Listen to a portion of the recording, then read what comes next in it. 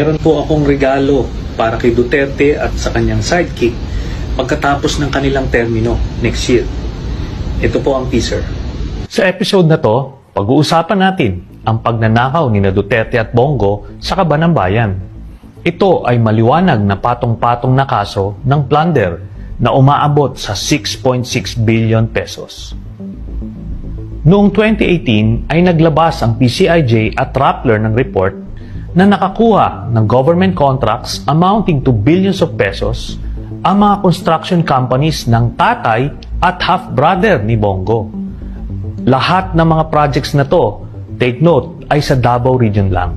Dahil dito, nagpasa ako ng Senate Resolution para imbestigahan ito. Humingi ako ng mga dokumento sa DTI at COA para mapag-aralan kung totoong may mga anomalya sa mga transaksyong ito. Ito ang mga nakita ko. Base sa records ng DTI, ang CLTG Builders ay pagmamay-ari ni Mr. Desiderio Lim na tatay ni Bongo. By the way, ang CLTG ay initials din ng buong pangalan ni Bongo na Christopher Lawrence Tesoro Go. Ang Alfrego Builders and Supply naman, ayon din sa DTI, ay pagmamay-ari ni Alfredo Amero Go. Siya ang half-brother naman ni Bongo. Base sa mga COA documents, nakakuha ng 125 projects ang CLTG mula March 25 hanggang May 2018 na umaabot sa 4.89 billion pesos ang halaga.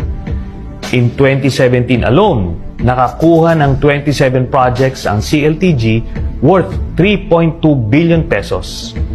Again, lahat ng projects na ito ay located sa Davao City or Davao Region lamang.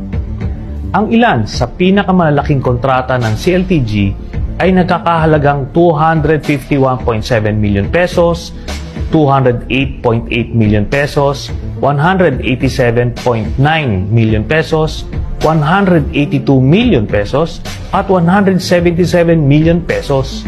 Lahat pang road widening.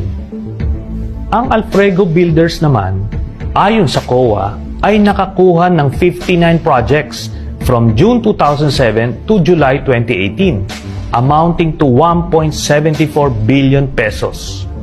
In 2018 alone, nakakuha ang Alfrego Builders ng 23 projects amounting to 1.3 billion pesos.